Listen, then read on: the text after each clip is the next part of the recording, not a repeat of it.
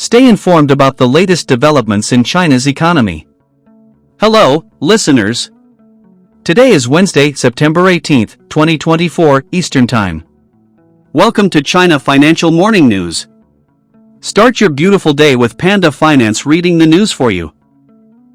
Today's China financial news are the trading volume of China's stock market fell below $70 billion yesterday, with the Shanghai Composite Index dipping below 2,700 points at one point.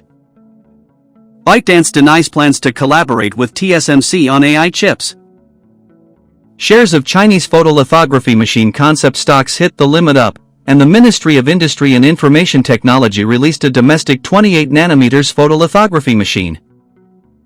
Influencer with over 100 million followers, Crazy Xiao Yang, is under investigation. Apple's iPhone 16 series pre-sales in China are below expectations. From January to August, there were 13,056 China-Europe freight trains, sending 1.399 million TEUs. In the first half of 2024, over 130 semiconductor companies listed on the Shanghai Stock Exchange saw growth in overall revenue and profit. The People's Bank of China conducted a net reverse repo injection of 80.7 billion renminbi, with MLF scheduled to continue on September 25. In August, 34 Chinese manufacturers were included in the global top 100 mobile game publishers list, with a combined revenue of $2.09 billion. Huawei's fall conference is set for September 24, and its largest flagship store is about to open.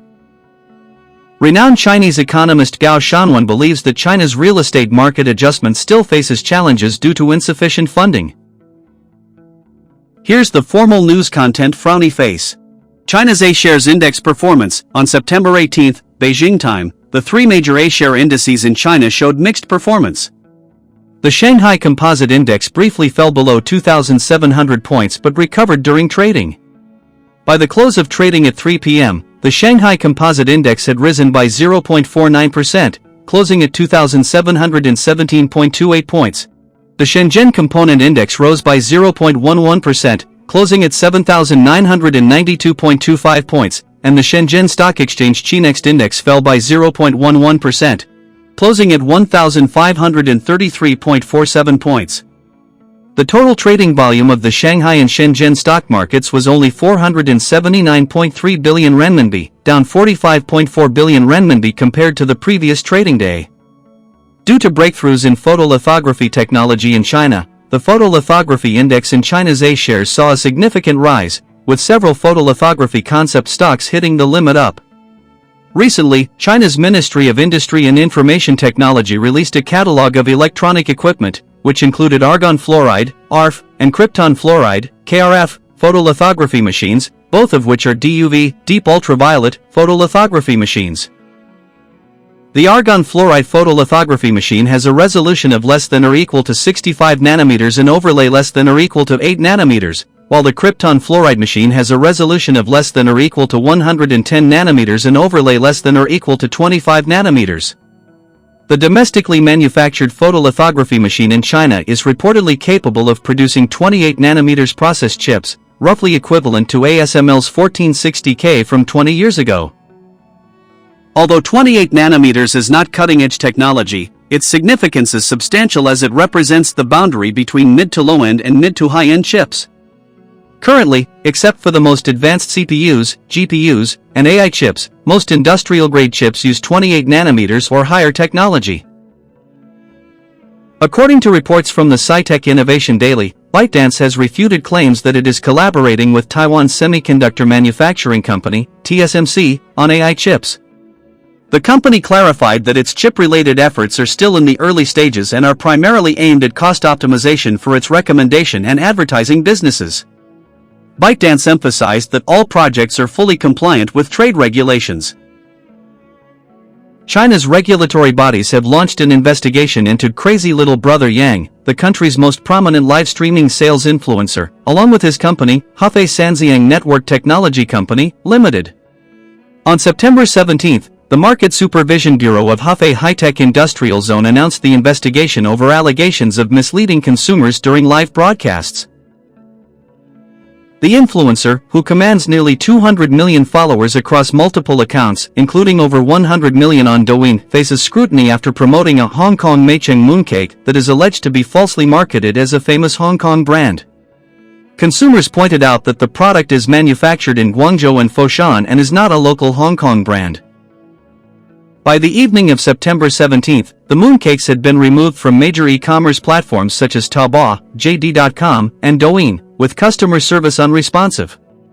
Legal experts believe that if the brand is found to have misrepresented the product's origins, consumers could demand refunds, and in cases of fraud, compensation up to 3 times the purchase amount. The People's Bank of China injected a net 807 billion yuan through reverse repo operations on September 18, and confirmed a medium-term lending facility, MLF, rollover scheduled for September 25. The central bank conducted 5.682 billion yuan in 7-day reverse repos at an unchanged rate of 1.7%.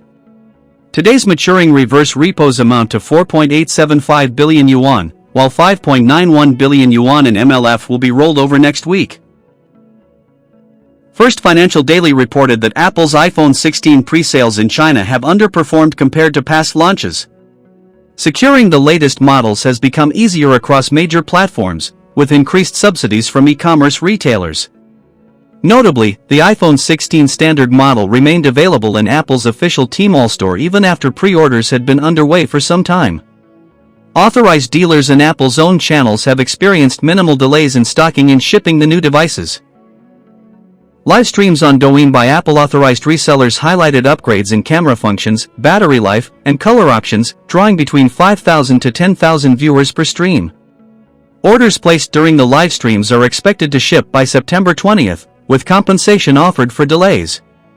Meanwhile, JD.com lists the expected delivery time in Beijing as September 20, in line with Apple's official website. In Shenzhen's Huiqiangbei electronics market, sellers have already begun stocking iPhone 16 cases. A vendor at SEG Communications noted a 10% increase in stock, focusing primarily on the Pro version. Apple's recent struggles in China are evident, with a 6.5% decline in sales over the past quarter. On September 10, just a day after Apple's product launch, Huawei released a new 3-screen foldable smartphone aimed at bolstering its lead in the Chinese market. Apple's market ranking in China has fallen from 3rd to 6th, while Huawei's latest model has already secured 3.3 million pre-orders. According to the People's Bank of China website, on September 18, Beijing time, the central bank conducted a net reverse repo injection of 80.7 billion renminbi. It will continue MLF, medium-term lending facility, operations on September 25. The central bank carried out 568.2 billion renminbi in 7-day reverse repos at an interest rate of 1.7%, unchanged from the previous operation. Today, 487.5 billion renminbi in reverse repos and 591 billion renminbi in MLF are set to expire. The central bank stated that the expiring MLF will be rolled over on September 25. Between January and August, China-Europe freight train operations reached 13,056 trips, transporting 1.399 million TEUs, 20-foot equivalent units, according to China State Railway Group. This marks a year-on-year increase of 12% in operations and an 11% rise in freight volume. In August alone, 1,653 trains ran, carrying 173,000 TEUs. Monthly operations have surpassed 1,600 trains for 6 consecutive months. Wind data shows that over 130 semiconductor companies listed on the Shanghai Stock Exchange posted combined revenues of 211.2 billion yuan in the first half of 2024, up 18.7% year-on-year.